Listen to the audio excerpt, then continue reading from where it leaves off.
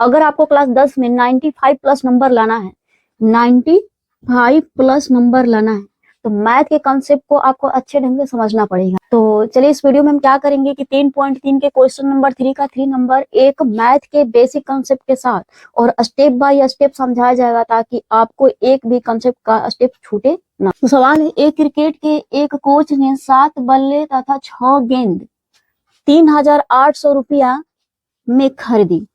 ठीक है, उसके बाद में 3 बल्ले खरीदा और 5 गेंद खरीदा और कितना दे के आया, 1750 रुपया दिया।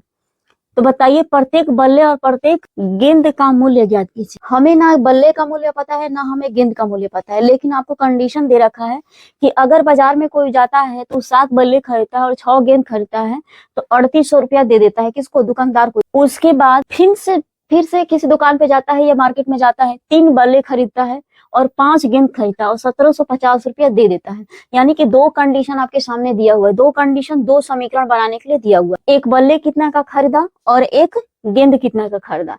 तो कैसे हम बनाएंगे इसको, सबसे पहले हम क्या करेंगे कि पहले यहाँ पर लिखेंगे हल।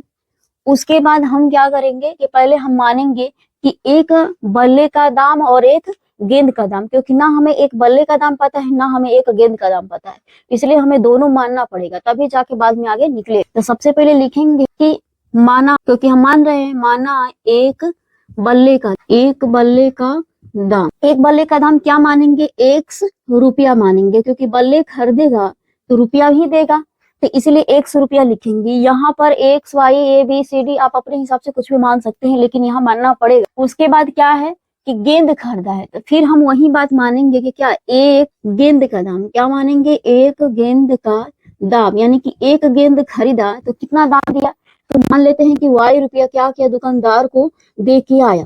तो हम मान लिए 100 रुपया दे के आया, y रुपया दे के आया। 100 रुपया कब दिया, जब एक बल्ला खरीदा, तब y रुपया कब दिया, जब एक गेंद खरीदा। तो अब इतना तो हमें पता हो गया, अब आगे क्या करना है, कितना खरीदा, 7 बल्ले खरीदा है, तो 7 बल्ले खरीदा है, लेकिन एक बल्ले का दाम कितना है, 100 रुपया है। तो आप बताइए कि कितना होगा। मान लीजिए कि यहाँ पे 100 रुपया दे दिया, यहाँ पर 10 रुपया देता, कि एक बल्ले का दाम 10 रुपया है, तो 7 बल्ले का दाम बताइए। तो आप फटाक से सेकेंडों में बता देते कि 10 दहा में 70 रुपया हो, लेकिन कैसे आए, 10 में आप 7 से गुणा किए तो कितना आ गया, टोटल 70 रुपये ही आ गए।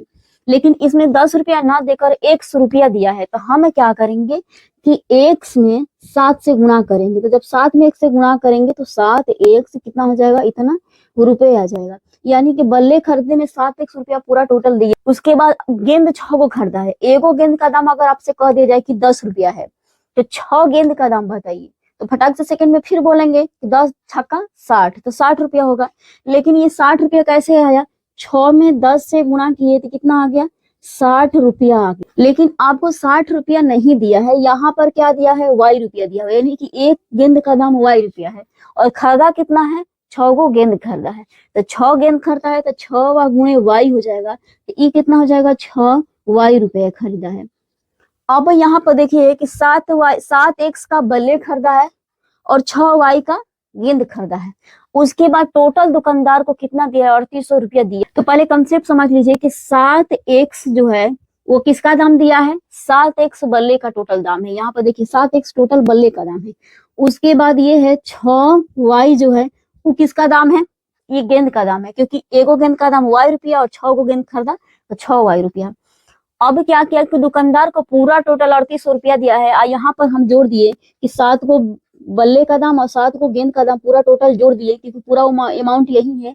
और उसके बाद दुकानदार को कितना दिया, 3800 रुपया दिया। अब हम इसी कंसेप्ट से क्या करेंगे कि समीकरण 1 और 2 को बनाएंगे। अब मेरा बात आपको समझ में आ रहा होगा कि समीकरण कैसे बनाएंगे। यहाँ पर हम क्या माने, एक्स वाई माने, इसलिए हम एक्स वाई से गुणा करेंगे। जितना बल्ले खरीदेगा, जितना गेंद खरीदेगा, और जितना भी बल्ले खरीदेगा उसमें 1 से गुणा करेंगे, जितना गेंद खरीदेगा उसमें y से गुणा करेंगे, क्योंकि y x ही मान। यहाँ पर लिख लेंगे प्रश्न अनुसार, क्योंकि प्रश्न के अनुसार ही क्या करना है, हमको चलना है। तो प्रश्न में क्या कहा है, 7 बल्ले कहा है, तो 7 लिख देंगे। अब बल्ले का दाम कितना है, x है, तो 7 x हो जाए। उसके बाद प्लस लिखेंगे, क्योंकि जोड़ के रुपया देगा ना, गेंद और बल्ला खरीदेगा तो दोनों का जोड़ के दुकानदार को पैसा देगा, इसीलिए हम क्या करेंगे, प्लस दे। उसके बाद 6 गेंद खरीदा है और गेंद का दाम कितना है, y है, तो हम लिख देंगे 6 और गेंदवा का दाम कितना है, y, तो y हो गया। उसके बाद दुकानदार को पूरा 3800 है, तो यहाँ पर हम लिख 3800। अब यहाँ पर देखिए कितना आसानी से समीकरण नंबर 1 बन गया, क्योंकि ना ये बटा में है, ना भिन्न में है, ना दशमलव में है। तो इसको हम मान लेंगे क्या, इसको मान लेते हैं समीकरण नंबर 1 मान लेंगे। अब जस्ट वैसे ही बनाएंगे, फिर दोबारा मार्केट में गया तो कितना खरीदा, 3 बल्ले खरीदा, तो 3 लिख देंगे। अब बल्ले कितने का मिल रहा है, 100 रुपया का ही मिल रहा है। फिर दोबारा गया तो 3 को खरीदा, तो 3 1 हो जाएगा। अब प्लस है तो यहाँ पर प्लस दे लेंगे। उसके बाद 5 गेंद भी खरीदा, तब ये दुकानदार को 1750 दिया, तो यहाँ पर 5 लिख देंगे। और ये बल्ले गेंद है, तो गेंद का दाम कितना है, वाई है, गेंद वाई माना गया, तो 5 वाई हो जाएगा। तो ये हो जाएगा 5 वाई।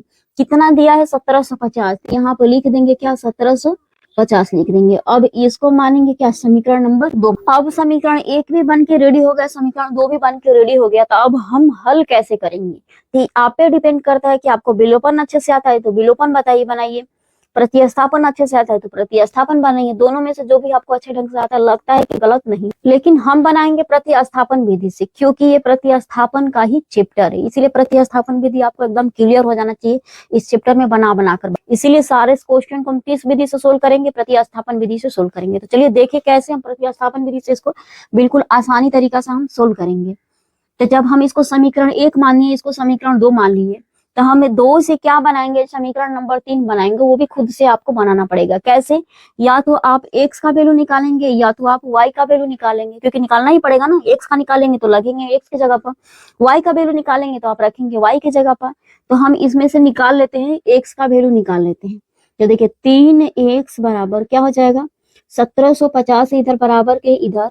और जब हमें x का वैल्यू निकालना है तो x के आसपास जो भी पड़ोसी होगा उसको क्या करेंगे, हम हट के अगल बगल तुम हट जाओ। तो अब यहाँ पर 5y जो इधर प्लस में था बराबर के इधर, इधर आ जाएगा तो किस में आ जाएगा, माइनस में 5y आ जाएगा। तो अब देखिए ये आ गया, लेकिन अभी भी ये x का वैल्यू नहीं है, ये 3x का वैल्यू है। तो हम निकाल लेंगे किसका, x का वैल्यू। तो ये गुणा में है, इसके बीच में क्या है, गुणा है, प्लस माइनस नहीं है तो गुणा है।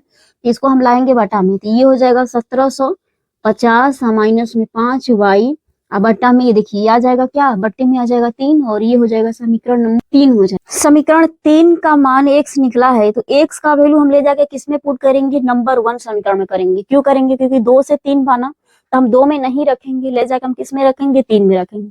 समीकरण 3 हम उतार लेते हैं और उसमें आराम से रखते हैं। यहाँ पर रखेंगे कि x का मान किस में रखेंगे, समीकरण 1 में लिखेंगे x का मान समीकरण 1 में क्या करने पर, रखने पर। तो हम समीकरण नंबर 1 उतार लेते हैं, उसके बाद x की जगह पे हम इसको रखेंगे। तो ये है समीकरण नंबर 1, 7x प्लस में 6y बराबर में 3800, यही है ना। हाँ यहाँ पर दिख रहा है, देखिए यहाँ पर समीकरण नंबर 1 है।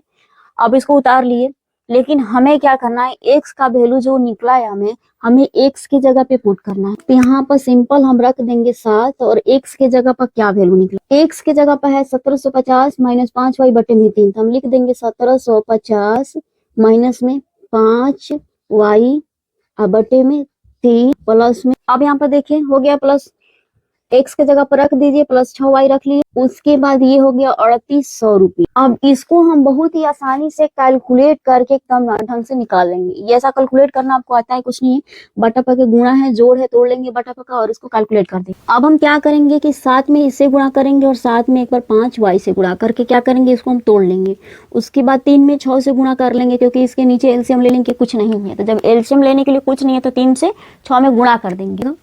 1750 में 7 से गुणा करिए, गुणा करने पर इतना आ गया। 7 में 5 से गुणा करेंगे, उसके बाद अब इधर है 3800 रुपया, ठीक है। अब यहाँ पर y वाले को 1 में जोड़ घटा लेंगे आराम से, 12 250, ये हो जाएगा माइनस। देखिए 18 में से 35 घटेगा, कितना हो जाए, 15 में से 8 गया 7, और ये 2 में से गए 1, y के पद में है तो लिख लेंगे y, इधर हो जाएगा 3800, ये गुणा क्योंकि क्या है इधर नीचे बाटा में है, तो इधर आ जाएगा, किस में हो जाएगा, गुणा में आ जाएगा। तो 12 250 माइनस में 17y बराबर, इसको गुणा कर लीजिए आराम से। अब ये इधर प्लस में है तो इधर जाएगा माइनस में, क्योंकि हमें y का मान निकालना है। तो y को आराम से इसके जरिए से जो भी होगा उसको हम हटाएंगे। तो माइनस 17y बराबर क्या हो जाएगा, 11400, अब माइनस में ये हो जाएगा 12 250 हो जाएगा। घटा लीजिए, माइनस 17y बराबर कितना हो जाएगा, 12250, ये 11400 है। तो हम इसमें से घटाएंगे तो क्या बचेगा, ये 850 बचेगा, बड़ा ये है तो ये माइनस में ले लेंगे। अब इसको ध्यान से आप देखिए कि 17 से 85 कटेगा, 17 पचे 85 कट जाएगा, क्योंकि 17 के पार में 85 आता है। तो आप माइनस से माइनस कैंसिल कर देंगे और 17 से कर देंगे 17 पचे 85। हाँ, ये जीरो हुआ है तो एगो जीरो उतर जाए। y का वैल्यू आ गया 50। और y क्या माना गया था? y माना गया था, बल्ले x माने थे और गेंद क्या माना गया था? y माना गया था, यही माना गया था ना। तो जब बल्ले माना गेंद माना गया था 50 रुपया, यानी कि गेंद कितने का मिल रहा है? 50 रुपया का मिल रहा है, क्योंकि y का वैल्यू 50 आ गया और y किसका वैल्यू था? गेंद का वैल्यू था। अब हम x का वैल्यू निकालेंगे कैसे? समीकरण नंबर 3 में रखेंगे, क्योंकि उसमें डायरेक्ट समीकरण बराबर x बराबर डायरेक्ट निकल गया था। तो x बराबर डायरेक्ट ना y की जगह पर मान पुट करके निकालेंगे। अब यहाँ पर लिखेंगे समीकरण 3 से। कैसे? समीकरण नंबर 3 से। समीकरण 3 क्या है पहले उसको देख लेते हैं। समीकरण 3 है x बराबर 1750 माइनस में 5y और बट्टे में क्या था? 3। तो x बराबर क्या करेंगे कि y की जगह पर कितना निकला है? 50 यहाँ पर निकला हुआ है, तो हम y की जगह पर 50 रख देंगे। तो 1750 माइनस में 5 अब गुणे क्या हो जाएगा? y का वैल्यू कितना आया हुआ है? यहाँ पर y का वैल्यू आया हुआ है 50 आया हुआ है, तो यहाँ पर लिख देंगे क्या? 50 लिख देंगे। अब बट्टे में क्या है? 3 है, तो 3 लिख देंगे। उसके बाद इसको गुणा करके इसको घटा लेंगे, जो बचेगा 3 से डिवाइड कर देंगे आसानी से। तो यहाँ पर आ गया 1750 माइनस 50 25 और बट्टा में 3 हो गया। तो x बराबर 250 बचेगा तो कितना हो जाएगा? 1500 और बट्टा में अब ये 3 से कट रहा है। हाँ कट रहा है, 3 से कट रहा है, 3 5 15, 2 जीरो है तो जीरो उतार लेंगे, क्योंकि 2 जीरो केवल 15 ही कट रहा है। तो x बराबर कितना निकल गया? 500 रुपये निकल 500। लेकिन x माना क्या गया था? x माना गया था बल्ले का दाम, तो बल्ले का दाम होगा 500 रुपये, क्योंकि x का वैल्यू 500 आ गया। और y माना गया था गेंद, और गेंद का आ गया 50 रुपये, यानी कि गेंद का वैल्यू कितना होगा? 50 रुपये। तो हम यहाँ पर लिख लेंगे कि बल्ले का दाम एक बल्ले का दाम 5, एक बल्ले का दाम x है और x का वैल्यू 500 है, तो यहाँ पर लिख लीजिए 500 रुपये, क्योंकि रुपये में होगा। उसके बाद एक गेंद का दाम, तो यहाँ पर लिखिए कि एक क्या? गेंद का दाम। एक गेंद का दाम कितना है? यह है गेंद का दाम y रुपये, यहाँ पर y माना भी गया था, तो लिख देंगे क्या? 50 रुपये। तो चलिए 3 नंबर को एकदम आसानी से सोल्व करा दिया गया है। अब अगले वीडियो में हल करेंगे किसके? 4 नंबर।